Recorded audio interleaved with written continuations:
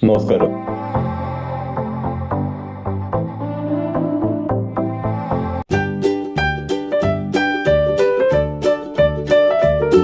പാനിയറും miss ട്രാൻസ്മാനും അത് കഴിഞ്ഞ് നിക്കോൾസണും കെറി dancer എന്ന ആ ഷിപ്പിൽ നിന്ന് ലൈഫ് ബോട്ടിലേക്ക് ചാടിയ ഉടനെ തന്നെ മെക്കിനോൺ ലൈഫ് ബോട്ട് മുന്നോട്ടിടും. പെട്ടെന്നുള്ള ആ ഒരു നീക്കത്തിൽ മിസ് ട്രാൻസ്മാൻ ബാലൻസ് തെറ്റി വീഴാൻ പോയെങ്കിലും നിക്കോൾസന്റെ ശക്തമായ കരങ്ങൾ അവളെ പിടിച്ചു നിർത്തി. അപ്പോഴാണ് നിക്കോൾസൺ ആദ്യമായി വെളിച്ചത്തിൽ അവർ കാണുന്നത്. മറ്റേത് കെറി ഡാൻസറിന്റെ ആ ഇരുട്ട് നിറഞ്ഞ അന്തരീക്ഷത്തിൽ ബീറോമ എന്ന ഓയിൽ ടാങ്കർ എന്നുള്ള സെർച്ച് ലൈറ്റിന്റെ വെളിച്ചം, പക്ഷെ അത് പല ഭാഗത്തുനിന്ന് നേഴുകളൊക്കെ വീഴുന്നതുകൊണ്ട് ശരിയായ രീതിയിൽ കെറി ഡാൻസറിൽ കിട്ടുന്നുണ്ടായിരുന്നില്ല. അദ്ദേഹം വിചാരിച്ചിരുന്നതിനേക്കാൾ പൊക്കം അവൾക്കുണ്ടെന്ന് അദ്ദേഹത്തിന് മനസ്സിലായി. അവളുടെ ഇടത്തെ കൈ കൊണ്ട് അവൾ ഒരു കുഞ്ഞിനെ മാറോട് ചേർത്ത് പിടിച്ചിരിക്കുന്നു. അതുകൊണ്ട് തന്നെയാണ് അവള് ബാലൻസ് തെറ്റി പെട്ടെന്ന് വീഴാൻ പോയത്. നിക്കോൾസൺ ഒരു അത്ഭുതത്തോടെ ആ കുഞ്ഞിനാണ് ആദ്യം നോക്കിയത്. അവൾ പറഞ്ഞു, പാവം, വിശപ്പും ദാഹവും സഹിക്കാൻ വയ്യാതെ തളർന്നു കിടക്കുകയാണ്. നിക്കോൾസൺ പറഞ്ഞു, നമ്മുടെ ഷിപ്പിൽ എത്തിക്കോട്ടെ, അതിന് ഇഷ്ടം പോലെ ഭക്ഷണവും വെള്ളവും എന്തും കിട്ടും. അവളുടെ മുടി ഇടത്തെ കവിളിലേക്ക് ഒഴുകി ഇറങ്ങിയിട്ടുണ്ടായിരുന്നു. അദ്ദേഹം അവളെ ഒന്നുകൂടി സൂക്ഷിച്ചു നോക്കി. അവളുടെ കണ്ണുകൾ കണ്ട് അദ്ദേഹം ആശ്ചര്യമാണോ നടുക്കമാണോ ഉണ്ടായതെന്ന് പറയാൻ പറ്റാത്ത അവസ്ഥയിലായിരുന്നു. കാരണം ആ കണ്ണുകൾ അദ്ദേഹത്തെ ഓർമ്മിപ്പിച്ചത് അദ്ദേഹത്തിന്റെ അന്തരിച്ച വൈഫ് കാരലിന്റെ കണ്ണുകളായിരുന്നു. അവളുടെ മുടിയിഴകളിൽ നിന്ന് നേരിയ ചന്ദന സുഗന്ധം അവിടെ എല്ലാം പരക്കുന്നുണ്ടെന്ന് അദ്ദേഹത്തിന് മനസ്സിലായി. ഏതോ ഒരു സാൻഡൽ പെർഫ്യൂംഡ് ഷാമ്പു ആണ് അവൾ ഉപയോഗിക്കാറുള്ളതെന്ന് അദ്ദേഹത്തിന് മനസ്സിലായി. ഏതാനും നിമിഷങ്ങൾക്കകം ആ ലൈഫ് ബോട്ട് ബീറോമ എന്ന ആ കുറ്റൻ ഷിപ്പിലേക്ക് എടുത്തു. അതിൻ്റെതായ സ്പേസിൽ അതിനെ ലോക്ക് ചെയ്തതിനു ശേഷം എല്ലാവരും പുറത്തിറങ്ങി. പിന്നീട് അങ്ങോട്ട് വളരെ പെട്ടെന്നായിരുന്നു എല്ലാ അറേഞ്ച്മെന്റ്സ്. വാസ്തവത്തിൽ ക്യാപ്റ്റൻ ഫൈൻഹോൺ അതിനകം ആൾക്കാരെല്ലാം അവിടെ റെഡിയാക്കി നിർത്തിയിരുന്നു. 2 സ്ട്രെച്ചർ കേസുകളെയും ആ കപ്പലിന്റെ എമർജൻസി ഹോസ്പിറ്റലിലേക്ക് മാറ്റി. ബാക്കി സുഖമില്ലാത്തവരെയൊക്കെ ഓരോ ബങ്കികളിലാക്കി. ലേഡീസിനെല്ലാം പ്രത്യേക റൂമുകൾ അറേഞ്ച് ചെയ്തു. അതിന്റെ ഫലമായിട്ട് ആ കപ്പലിലെ പല സ്റ്റാഫുകൾക്കും അവരുടെ ഡ്യൂട്ടി ചെയ്യുന്ന ഭാഗങ്ങളിൽ തന്നെ റെസ്റ്റും എടുക്കേണ്ട ഒരവസ്ഥയായി എന്ന് മാത്രം. എല്ലാം ഒന്നായി അറേഞ്ച് ചെയ്ത് ഡൈനിങ് ഹാളിൽ ക്യാപ്റ്റൻ ഫൈൻഹോണും നിക്കോൾസണും നിൽക്കുന്ന സമയത്താണ് പെട്ടെന്ന് മിസ് ട്രാൻസ്മാൻ അവിടേക്ക് കടന്നു വരുന്നത്. ഇപ്പോൾ അവളുടെ മുടിയെല്ലാം ഒതുക്കി കെട്ടിയിട്ടുണ്ട്. തലേ ദിവസം നടന്ന ആ സ്ഫോടനത്തിൽ അവളുടെ നഴ്സസ് ക്യാപ്പ് നഷ്ടപ്പെട്ടുകൊണ്ടാണ് അവളുടെ ആ മുടി അങ്ങനെ ഒഴുകി കിടന്നിരുന്നത്. പക്ഷെ ഇപ്പോഴാണ് എല്ലാവരെയും ഞെട്ടിക്കുന്ന മറ്റൊരു കാഴ്ച അവർ കാണുന്നത്. മിസ് ട്രാൻസ്മാന്റെ ഇടത്തെ കവിളിൽ കണ്ണു മുതൽ താടിയല് വരെ നീളുന്ന ഒരു മുറിവ്. അത് വളരെ റഫായ രീതിയിൽ തുന്നിക്കെട്ടിയിട്ടുണ്ട്. നിക്കോൾസൺ വളരെ ആശ്ചര്യത്തോടെയാണ് അത് നോക്കിക്കൊണ്ട് ചോദിച്ചത്, ഇതെന്തത്? ഇന്നലെ രാവിലെ ഞങ്ങളുടെ ഹോസ്പിറ്റലിൽ വന്ന ഒരു ജപ്പാൻ ബ്രദർ തന്ന സമ്മാനം.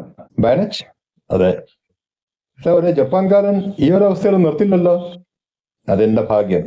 പെട്ടെന്ന് ആ ഹോസ്പിറ്റലിൽ ഞാൻ നിൽക്കുന്ന ഭാഗത്തേക്ക് ഒരു അസാധാരണ ശരീര വലിപ്പമുള്ള മനുഷ്യൻ കടന്നു വന്നു. അദ്ദേഹം ആർഗിൾ റെജിമെന്റിലെ ഒരു ഉദ്യോഗസ്ഥനാണെന്നാണ് പറഞ്ഞത്. എന്നോട് ഒന്ന് പുറംതിരിഞ്ഞു നിൽക്കാൻ പറഞ്ഞു. അടുത്ത നിമിഷം എന്തോ വീഴുന്ന ശബ്ദം കേട്ട് ഞാൻ തിരിഞ്ഞു നോക്കിയപ്പോൾ കാണുന്നത് ആ ജപ്പാൻ പട്ടാളക്കാരൻ അവിടെ മരിച്ചു കിടക്കുന്നതാണ്. അദ്ദേഹം തന്നെയാണ് ഈ മുറിവ് ഇങ്ങനെ സ്റ്റിച്ച് ചെയ്ത് തന്നത്. അദ്ദേഹം പറഞ്ഞു, എനിക്ക് ഇത്രയൊക്കെ അറിയൂ, ഇതിനേക്കാൾ നന്നായിട്ടൊക്കെ ഇത് ചെയ്യേണ്ടതാണ്. ഏതായാലും അദ്ദേഹം ഒരാൾ ആ സമയത്ത് വന്നുകൊണ്ടാണ് ഞാനിപ്പോൾ ജീവിച്ചിരിക്കുന്നത്. നിക്കോൾസൺ പറഞ്ഞു, ഏതായാലും ഈ ഒരു കലാമിറ്റിയെ കഴിഞ്ഞാൽ നിങ്ങൾ ഇംഗ്ലണ്ടിലേക്ക് വരണം. മിസ് ട്രാൻസ്മാൻ ചോദിച്ചു, അതെന്തിനാ? ഇവിടെ ഒന്നും നല്ല പ്ലാസ്റ്റിക് സർജൻസ് ഉള്ളതായിട്ട് എനിക്ക് അറിവില്ല. പക്ഷെ ഇംഗ്ലണ്ടിലെ അത്തരം 3 ആൾക്കാരെ എനിക്കറിയാം. ഈ മുഖം നല്ല രീതിയിൽ പ്ലാസ്റ്റിക് സർജറി ചെയ്ത് വരും. ഇത്തരം ഒരു പരിക്ക് പറ്റി എന്ന് പോലും അറിയില്ല.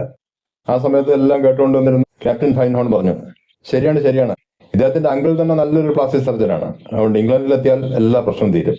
അദ്ദേഹം നിക്കോൾസന്റെ തോളിലും തട്ടി. ശരി മിസ്റ്റർ നിക്കോൾസൺ, എന്റെ ക്യാബിനിലേക്കൊന്ന് വരാമോ? അവർ രണ്ടാളുടെ ക്യാപ്റ്റന്റെ ക്യാബിനിലെത്തി.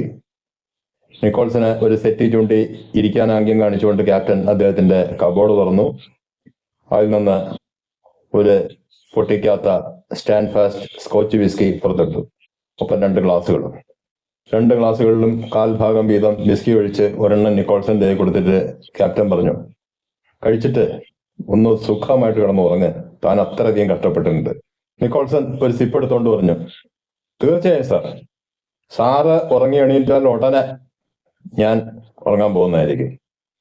ഞാൻ അങ്ങോട്ട് പോയ സമയത്ത് സാറും ഇവിടെ വേണ്ട അറേഞ്ച്മെന്റ്സ് ചെയ്യുകയും അതെല്ലാം വാച്ച് ചെയ്യായിരുന്നു എന്ന് എനിക്കും മനസ്സിലായിട്ടുണ്ട്. ക്യാപ്റ്റൻ പറഞ്ഞു, ആ ശരി ശരി, തർക്കിക്കുന്നില്ല.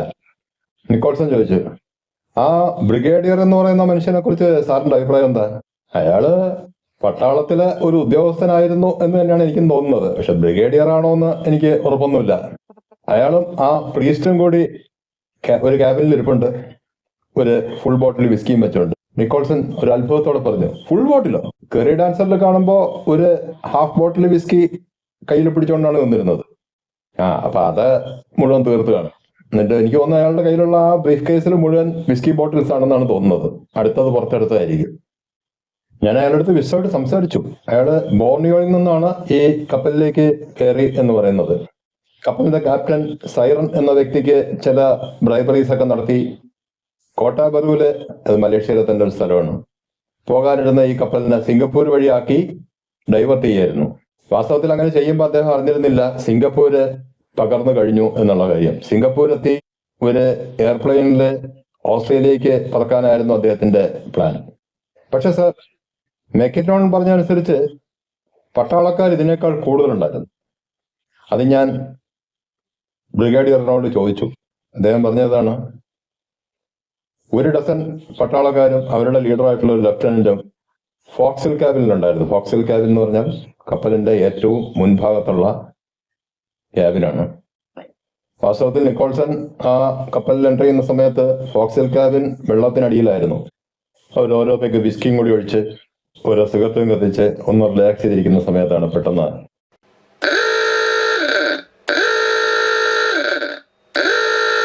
എമർജൻസി ഇൻഡിക്കേറ്റ് ചെയ്യുന്ന ക്ലാക്സൺ എന്ന ഈ ഉപകരണത്തിന്റെ സൗണ്ട് കേൾക്കുന്നത്. നിക്കോൾസണും ക്യാപ്റ്റനും പെട്ടെന്ന് ബ്രിഡ്ജിലേക്ക് പോയ വീൽ ഹൗസും അതിന്റെ അനുബന്ധങ്ങളും എല്ലാം സ്ഥിതി ചെയ്യുന്ന കപ്പലിന്റെ ഭാഗം. ക്യാപ്റ്റൻ ചോദിച്ചു, എന്തു പറ്റി? കാറ്റും മഴയും ഇനിയും വരുന്ന എനിക്കും അറിയാം. അതിനിപ്പോ ഇങ്ങനൊരു അലാം കൊടുക്കേണ്ട കാര്യം? അതല്ല സർ. വാനിയർ അല്പം ദൂരോട്ട് കൈ ചൂണ്ടി.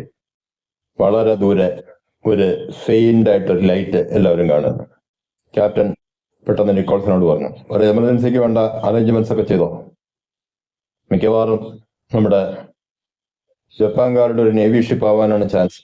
വാസ്തവത്തിൽ ആ കപ്പലിൽ കുറച്ച് നല്ല ഗണ്ണുകളും അതൊക്കെ യൂസ് ചെയ്യാൻ പറ്റിയ എക്സ്പെർട്ട് ആയിട്ടുള്ള ആൾക്കാരും എല്ലാം ഉണ്ട്.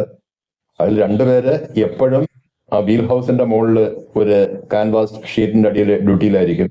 അങ്ങനെ 2 ആൾക്കാരുണ്ടെന്ന് പെട്ടെന്ന് ആർക്കും മനസ്സിലാവില്ല. അവരുടെ ഗണ്ണിന്റെ ടിപ്പ് മാത്രം പുറത്തോട്ട് നിൽക്കുന്നുണ്ടാവും. നിക്കോൾസൺ പെട്ടെന്ന് താഴത്തേക്ക് പോയി ഗൺമാൻമാരെ എല്ലാം അലർട്ടാക്കി അവരെല്ലാം ആ കപ്പലിന്റെ ഓരോ ഭാഗത്തായി ഗണ്ണും എയിം ചെയ്ത് നിൽപ്പുറപ്പിച്ചു. അല്പദൂരം കൂടി മുന്നോട്ട് പോയപ്പോൾ ക്യാപ്റ്റന് മനസ്സിലായി അവർ കാണുന്നത് അത്ര ബ്രൈറ്റ് ആയിട്ടുള്ള ഒരു ലൈറ്റ് അല്ല, ഒരിക്കലും ഒരു ഷിപ്പിൽ നിന്ന് വരാവുന്ന ഒരു ലൈറ്റ് അല്ല. പക്ഷെ ഒരു യുദ്ധ സാഹചര്യമാണ്, അങ്ങനെയാവാം, ഷിപ്പ് ലൈറ്റ് ഓഫ് ചെയ്തും വരാം. ക്യാപ്റ്റൻ ഫൈൻഹോൺ ആ വെളിച്ചത്തിലേക്ക് സൂക്ഷിച്ചു നോക്കി നിൽക്കുന്നതിനിടയിൽ പെട്ടെന്ന് കൊടുങ്കാറ്റും മഴയും വീണ്ടും ആരംഭിക്കുകയാണ്. ആ സമയമാകുമ്പോഴേക്കും ആ വെളിച്ചം കുറച്ചുകൂടി അടുത്തു. അതൊരു പ്രത്യേക രീതിയിൽ മിന്നിക്കുകയാണെന്നും അതൊരു SOS സിഗ്നലാണെന്നും ഉള്ള കാര്യം ക്യാപ്റ്റന് ഏകദേശം മനസ്സിലായി. അദ്ദേഹം പെട്ടെന്ന് വാനിയർ വിളിച്ചു. വാനിയർ, ആ ആൽഡിസ് എടുത്ത് ഒന്ന് വാച്ച് ചെയ്ത് തിരിച്ചൊരു സിഗ്നൽ കൊടുക്കുക. ഈ ആൽഡിസ് എന്ന് പറയുന്നത് ഒരു ടെലസ്കോപ്പും ഒപ്പം ഒരു സിഗ്നൽ ലാമ്പും ചേർന്ന ഒരു പ്രത്യേക എക്യുപ്മെന്റ് ആണ്. അതുകൊണ്ട് ഇത്തരം ഫെയിൻഡ് ആയിട്ടുള്ള സിഗ്നൽസ് ഒക്കെ ദൂരെ മനസ്സിലാക്കാം, ഇവിടുന്നതിനനുസരിച്ച് ഒരു റിപ്ലൈ കൊടുക്കുകയും ചെയ്യാം. വാനിയർ ആ ആൽഡിസിന്റെ ടെലസ്കോപ്പിലൂടെ സൂക്ഷിച്ചു നോക്കിയതിന് ശേഷം പറഞ്ഞു, സാർ, ഇത് മോഴ്സ് കോഡാണ്. റീഡ് ചെയ്യാൻ പറ്റുന്നുണ്ടോ? ഏകദേശം. വാൻ ഇഫാൻ സിങ്കിങ്, അതാണ് ആ മെസ്സേജ് എനിക്ക് മനസ്സിലാക്കാൻ കഴിഞ്ഞത്. പെട്ടെന്ന് ആ ബ്രിഡ്ജിൽ ഇരുട്ടിൽ നിന്നൊരു ശബ്ദം. വാൻ ഇഫാനോ? അതേ, എന്റെ ഫ്രണ്ടാണ്. ശബ്ദം കേട്ട ഭാഗത്തേക്ക് നോക്കാതെ തന്നെ അവിടെ വ്യാപിച്ച വിസ്കിയുടെ അതിരൂക്ഷമായ ഗന്ധം കൊണ്ട് എല്ലാവർക്കും മനസ്സിലായി അത് ബ്രിഗേഡിയർ ഫോസ്റ്റർ ഫാർലോമാണെന്ന്. ക്യാപ്റ്റൻ ഒന്ന് തിരിഞ്ഞു പോയിക്കൊണ്ട് പറഞ്ഞു, താങ്കൾ എങ്ങനെ ഇപ്പോൾ ഇവിടെ എത്തി? നിങ്ങളുടെ ആ ക്ലാക്സോണിന്റെ സൗണ്ട് കേട്ടാൽ ആരാണ് ഇവിടെ എത്താത്തത് സർ? ഞാൻ ശരിക്കും ഞെട്ടിപ്പോയി. ക്യാപ്റ്റൻ ഒന്ന് ചിരിച്ചുകൊണ്ട് പറഞ്ഞു, സോറി ഫോർ ദ ഡിസ്റ്റർബൻസ്. പക്ഷെ ഒരു ബ്രിഗേഡിയറായ താങ്കൾ അങ്ങനെ ഞെട്ടുവോ? അപ്രതീക്ഷിതമായിട്ട് സംഭവിക്കുമ്പോൾ ഞെട്ടിപ്പോയില്ലേ സാർ? ക്യാപ്റ്റൻ പിന്നെ കൂടുതലൊന്നും പറഞ്ഞില്ല. ആ വെളിച്ചം അടുത്തടുത്ത് വന്നു. കപ്പലിന്റെ ശക്തമായ സെർച്ച് ലൈറ്റിന്റെ വെളിച്ചത്തിൽ മനസ്സിലായി അതൊരു ലൈഫ് ബോട്ടാണെന്ന്. വാസ്തവത്തിൽ അത് കെറി ഡാൻസറുടെ ലൈഫ് ബോട്ടായിരുന്നു. അത് വാസ്തവത്തിൽ മോട്ടോർ ബോട്ടാണ്, പക്ഷെ ആ സമയത്ത് അത് തുഴഞ്ഞുകൊണ്ടാണ് വന്നിരുന്നത്. ആ ലൈറ്റ് ഓപ്പറേറ്റ് ചെയ്യുന്ന വാൻ ഇഫാൻ അദ്ദേഹത്തിന്റെ ഗൺ ആ ബോട്ട് തുഴയുന്നവരുടെ നേർക്ക് പോയിന്റ് ചെയ്തിരിക്കുകയാണ്. ആ ഗൺ പോയിന്റിലാണ് അവരെ തുഴഞ്ഞുകൊണ്ടിരിക്കുന്നത്. വാനിഫാനെയും കൂടെയുള്ളവരെയും നിക്കോൾസനും കൂടെയുള്ളവരും പെട്ടെന്ന് തന്നെ കപ്പലിലേക്ക് കയറ്റി. അപ്പോഴാണ് നിക്കോൾസൺ ശ്രദ്ധിക്കുന്നത് വാനിഫാന്റെ വലത്തെ കൈയിൽ ഒരു പരിക്കുണ്ട്. ഇടത്തെ കൈ കൊണ്ടാണ് അദ്ദേഹം ആ ഗണ്ണ് പിടിച്ചിരിക്കുന്നത്. വലത്തെ കൈ കൊണ്ട് ഒരുവിധം ആ ലൈറ്റ് അദ്ദേഹം ഓപ്പറേറ്റ് ചെയ്യുന്നു എന്ന് മാത്രം. കപ്പലിലേക്ക് കയറിയ വഴിക്ക് വാനിഫാൻ പറഞ്ഞു, ഇവരെ പ്രത്യേകം ശ്രദ്ധിച്ചോളണം. ക്യാപ്റ്റൻ ഫൈനോൺ അപ്പൊ തന്നെ ക്യാപ്റ്റൻ സിറിനെയും കൂട്ടരെയും ഒരു സെപ്പറേറ്റ് ക്യാബിനിലേക്ക് മാറ്റി അവിടെ വാച്ചിങ്ങിനായിട്ട് 2 ഗൺമാൻമാരെയും നിയോഗിച്ചു. വാനിഫാനെയും കൊണ്ടവർ ഡൈനിങ് ഹാളിലേക്ക് പോയി. ക്യാപ്റ്റൻ പെട്ടെന്ന് ബ്രിഗേഡിയറുടെ നേരെ തിരിഞ്ഞു. Excuse me, four medical purpose. അദ്ദേഹം ബ്രിഗേഡിയറിൽ നിന്ന് ആ സ്കോച്ച് ബോട്ടിൽ വാങ്ങി ഒരു ഗ്ലാസിന്റെ ഏകദേശം പകുതിയോളം ഒഴിച്ച് വാനിഫാൻ കൊടുത്തു.